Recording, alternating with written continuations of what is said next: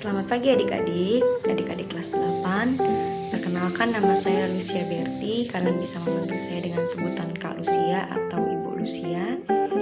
Saya adalah salah satu mahasiswa dari program studi Bahasa Indonesia yang akan berdinamika bersama dengan kalian kurang lebih 2 minggu. Saya berharap kita bisa berdinamika dengan baik dan lancar, dan saya juga berharap teman-teman bisa mengerti pembelajaran yang akan saya sampaikan di beberapa pertemuan. Untuk itu, perlu teman-teman ketahui pada pertemuan kali ini, tujuan pembelajaran yang akan kita capai adalah peserta didik mampu memahami struktur dan kaidah kebahasaan teks berita. Untuk itu, marilah kita menyaksikan video pembelajaran yang sudah saya buat. Semoga pembelajaran kali ini bisa bermanfaat untuk kita semua. Terima kasih. Selamat datang di pembelajaran Bahasa Indonesia tentang teks berita. Baiklah, kita langsung saja masuk pada topik pembelajaran hari ini ya anak-anak. Pembelajaran hari ini kita akan mempelajari tentang struktur dan kaidah kebahasaan dari teks berita.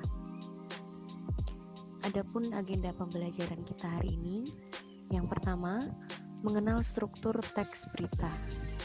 Yang kedua, mengenal kaidah kebahasaan teks berita. Yang ketiga, memahami contoh teks berita. Dan yang keempat, kalian akan mengerjakan tugas yang akan diberikan oleh ibu.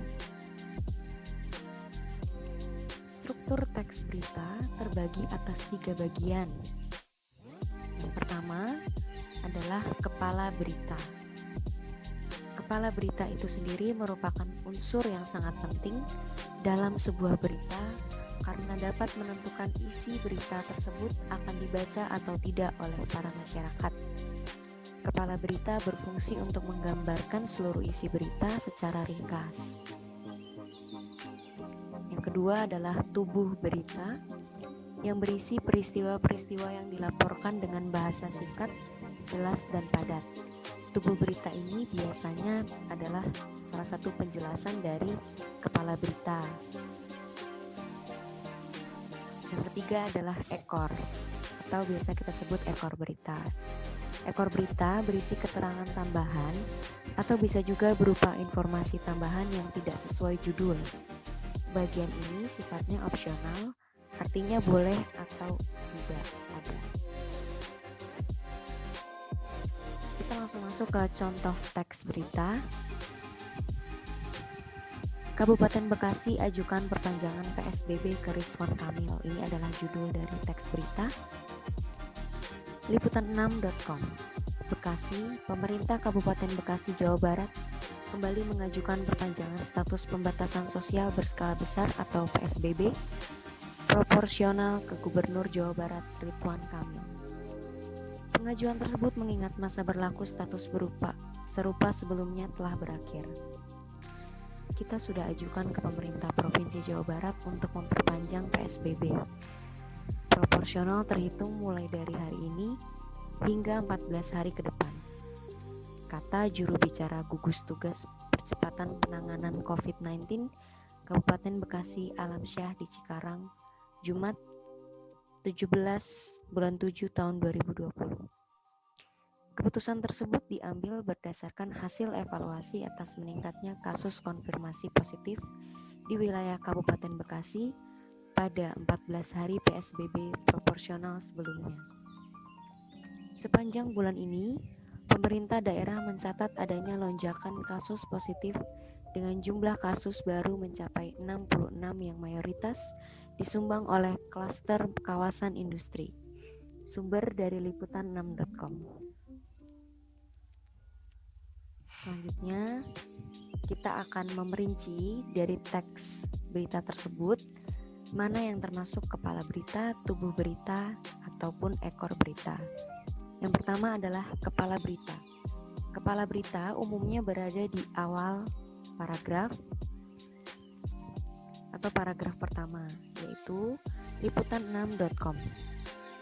Bekasi, pemerintah Kabupaten Bekasi, Jawa Barat kembali mengajukan perpanjangan status pembatasan sosial berskala besar atau PSBB proporsional ke Gubernur Jawa Barat Ridwan Kamil. Penjelasannya, pada bagian kepala berita seperti teks di atas, sudah mewakili inti dari semua berita. Penggambaran berita disampaikan secara ringkas. Yang kedua, tubuh berita.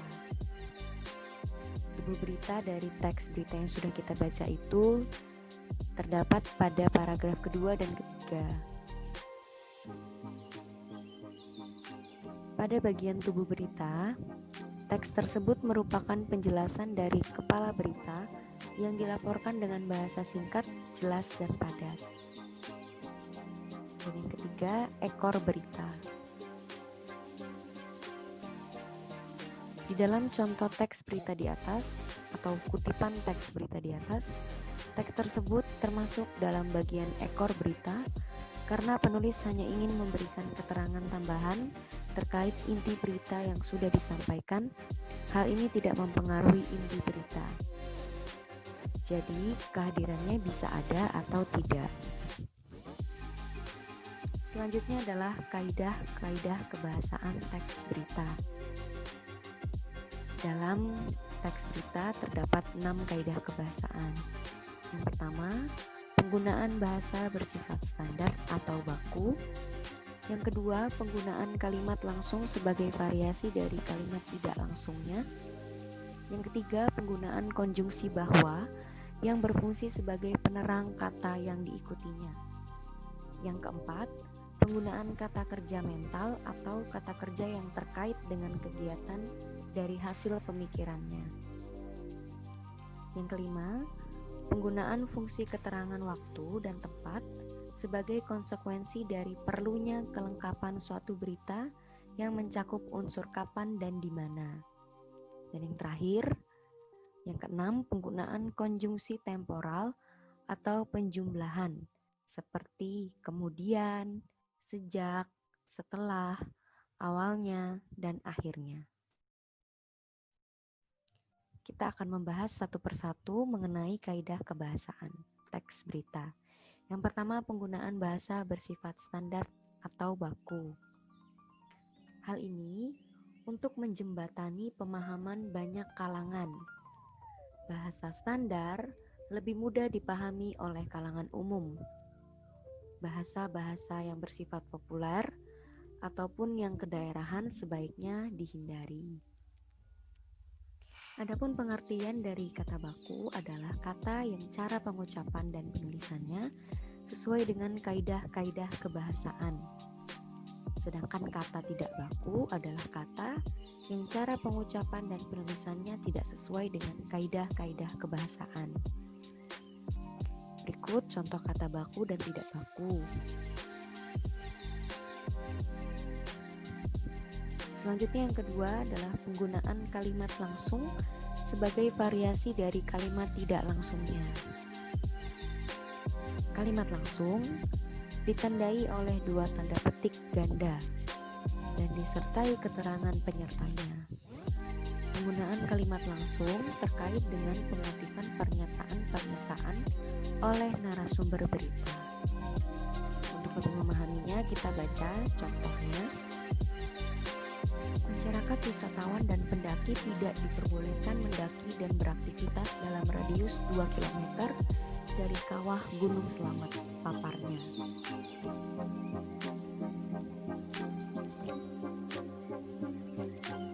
Ketiga, penggunaan konjungsi bahwa yang berfungsi sebagai penerang kata yang diikutinya.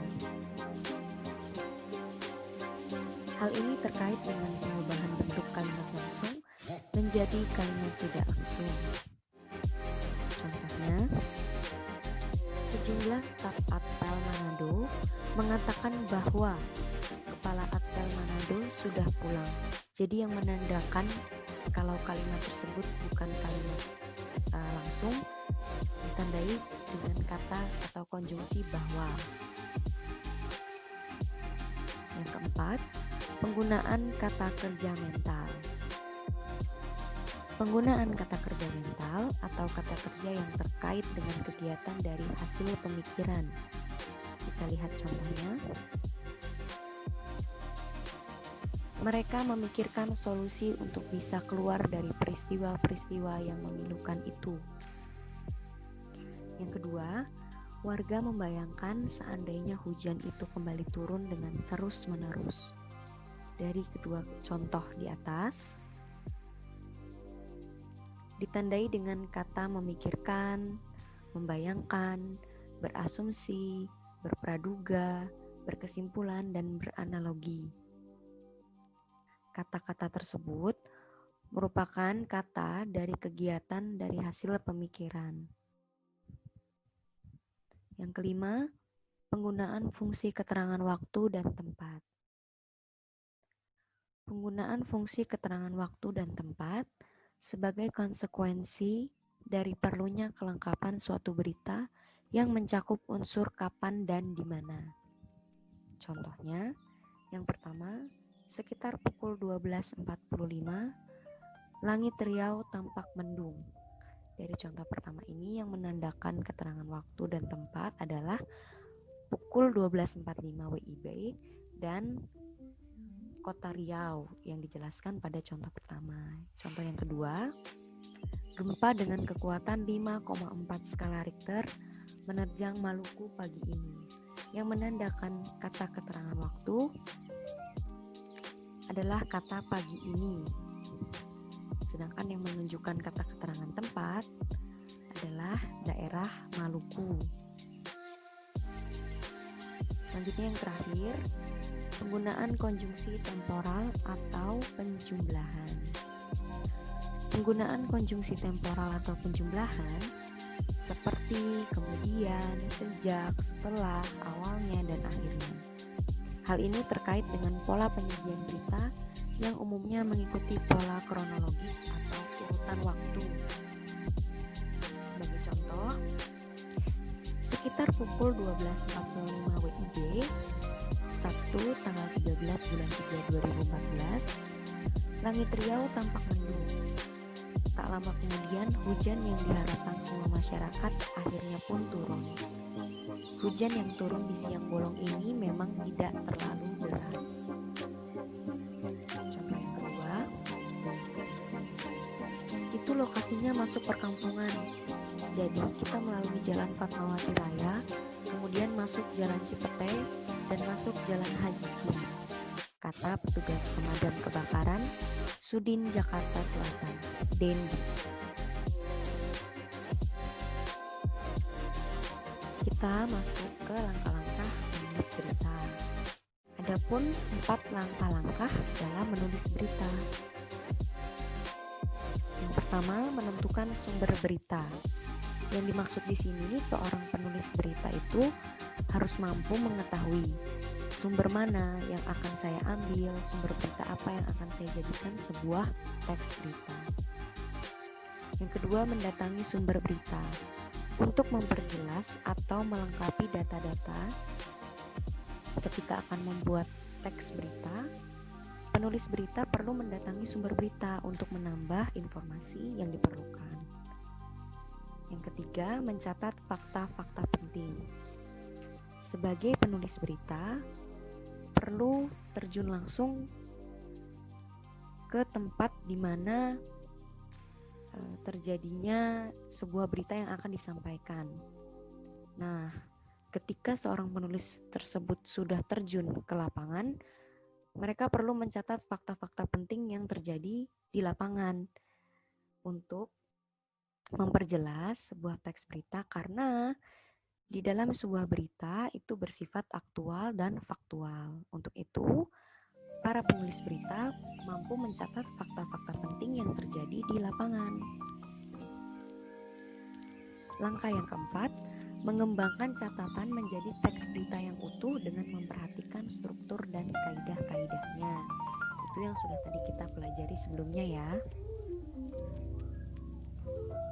Nah, untuk memperjelas pemahaman kalian, Ibu memiliki tugas untuk kalian yang akan Ibu berikan di WhatsApp grup, silahkan kerjakan tugas di LKPD yang sudah disediakan. Pembelajaran hari ini cukup sekian. Semoga pembelajaran hari ini menjadi pembelajaran yang bermakna untuk kalian, dan Ibu harap kita semua bisa berdinamika dengan baik dan lancar. Terima kasih semuanya.